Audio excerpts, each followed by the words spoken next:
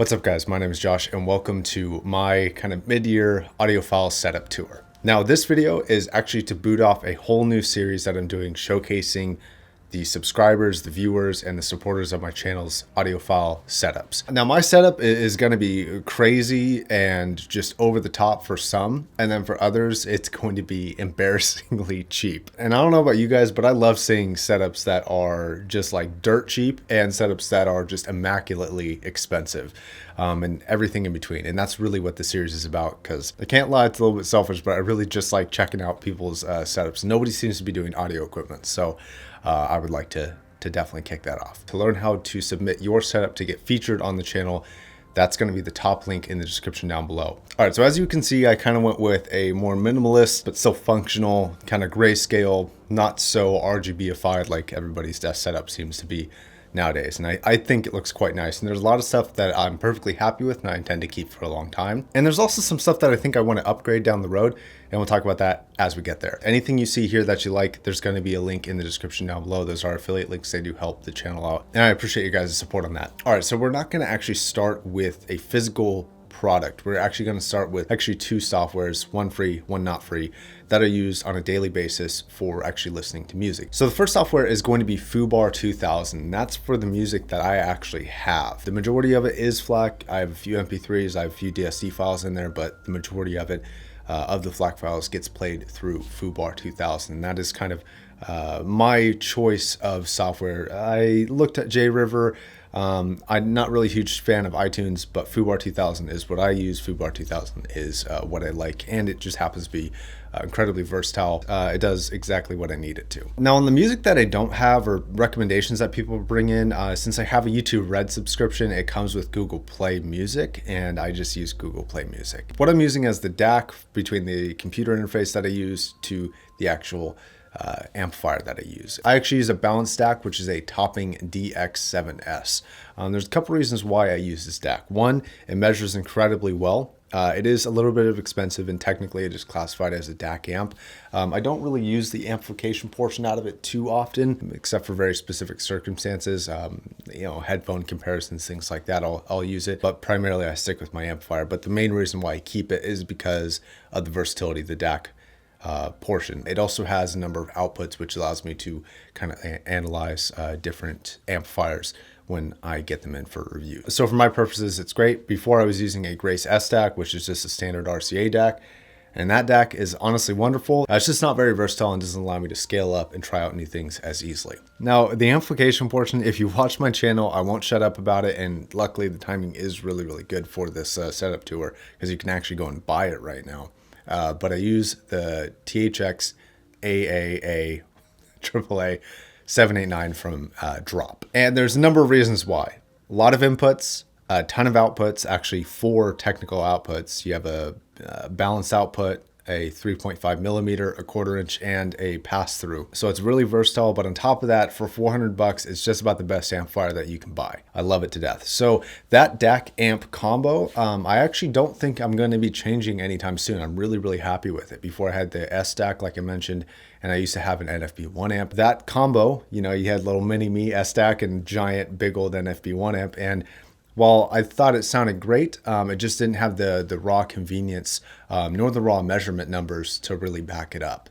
And this setup does have both of those things. So for me, it's really satisfying, and I don't plan on upgrading. Now, the headphones that I'm using is actually kind of an interesting story, because funnily enough, as weird as it sounds, I don't really have a strong priority to buy a bunch of nice headphones. And the reason why is because I review primarily headphones. So I have headphones coming in left and right, headphones that are beyond my capability of what I can afford. For example, just right now, just in front of me, I have the Meze Empyreans, which are a $3,000 pair of headphones, and they're wonderful to listen to. And for the most part, I have new things coming in all the time that are just really, really good headphones. So my priority really hasn't been for getting headphones. That being said, I always have, pretty good references around me. Like I always have a pair of 6XXs, 58Xs. Right now I have LCD2s, Ethers, the Empyreans. So I get a lot of stuff. But regarding what I actually use and own right now, I'm using the Drop Ether CX. It's about an $800 closed headphone. I consider it an extraordinary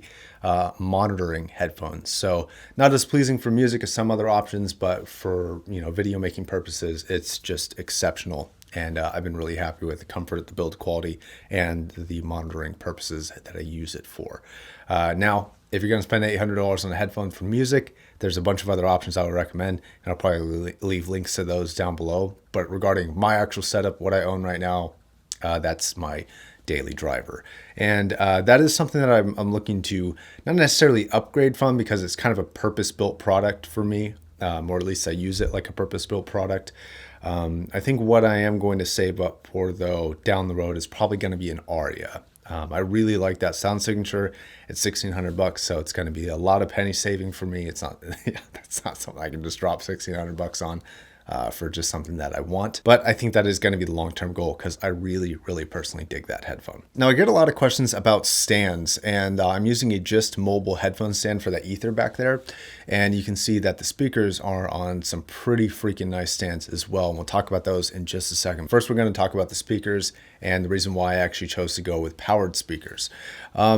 So over time, I've moved my amplified listening, like dedicated amplifier, passive speaker type of listening, into the front room, which is a little bit larger. And I feel like it allows me to assess the speakers that I do review a little bit more accurately. And we'll talk about what's out there in just a minute here. But what's in here is actually the incredible Vanatoo Transparent 1 Encores.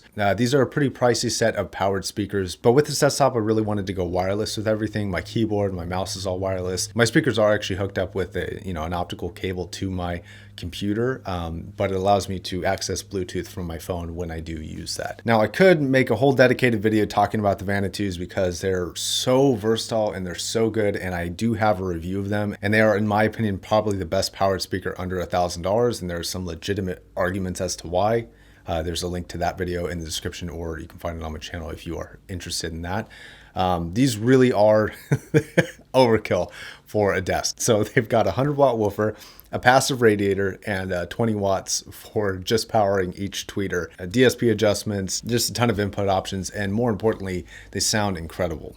Now, I do have a minimized version of this setup that just includes the desk itself, and everything fits on the desk. And I will actually show some B-roll of that. But these speakers actually, for me, do a little bit better further out. Now, those actual aluminum stands you see there are from a company called Soundrise. And they're a little pricey. They're about $150 a pair, which is a lot for a stand. But if you're using it like I am, where it's really finishing a setup and giving you a certain aesthetic, I think it is worth the money. Could I do it with the Yoga Blocks? Yeah, I could. But it just wouldn't have the fit and finish and really, in my opinion, kind of puts the desk together, and it just doesn't look the same without the stands. And for some reason, that's a really proprietary component to my setup, is those stands. Now, with the camera angle that you're seeing right now, it's going to look like my ear and my head level is quite uneven, but it's just the camera position.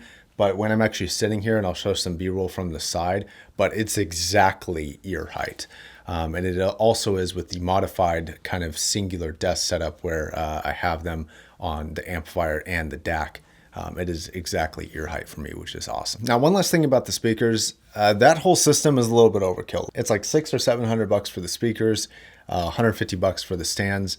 And that's quite getting up there for a lot of people. But if you want something that's really, really good for a desk and not so overkill, and is definitely more appropriate, and you still get a really good result, the Vanatoo Transparent Zeros, they're kind of these oddly shaped trapezoid speakers, but those things on a desk are monstrous. They kick ass. I have a full review of them down below. I swear this is not sponsored by Vanatoo, but they're really, really good. And they're definitely more oriented towards desk use than these are. All right, so let's talk about the front room. So this is where I do the majority of my speaker listening. I have a Geshelli Labs Enog 2 Pro running optical out of the TV as my DAC, and that is feeding into my Rotel RX 1050 amplifier. This amplifier is also something that I would like to upgrade down the road, but really nice speaker amps are quite pricey, so it's something that I'm looking into, and I would like to upgrade in the future, but for now, It's a Class A 100-watt amplifier, not the newest thing in the world, but I think it sounds pretty all right. And those are feeding currently 3 sets of speakers. So I have the KEF Q150s in white. I think they look so sexy. I have the Elac UB5, thanks to Ron from New Record Day. I will leave a link to his channel in the description down below. Highly recommend checking it out. Thanks again, Ron. And then the last are a pair of Emotiva B1s, which are kind of like a close field listening speaker. And all of those speakers are really amazing. I really like them a lot. Now the Emotiva I keep because of the reference quality treble. Like it's incredibly accurate up there. I lacks a little bit in terms of mid-range and bass response, but that treble performance is just so nice. Ribbon tweeters are amazing for that. The Q150 is great for soundstage listening and more environmental kind of large room listening, and it tends to do pretty well there, although it does have its own flaws, but those are really the strong benefits. And then the Elac UB5 is just about one of the best speakers for the money I think you can buy. They're just overall really good.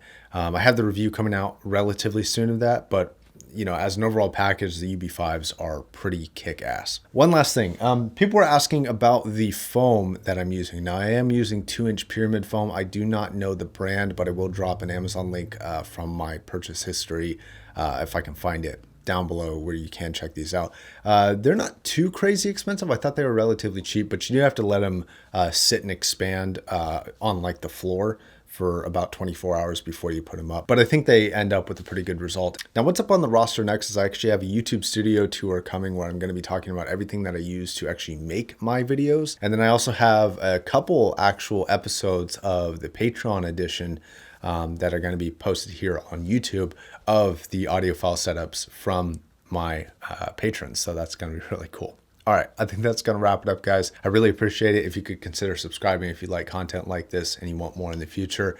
If you want to support the channel in a direct way, Patreon is the best way to do that. And again, a massive thank you to all my patrons for their continued direct support. All right, thank you for watching. My name is Josh, signing off.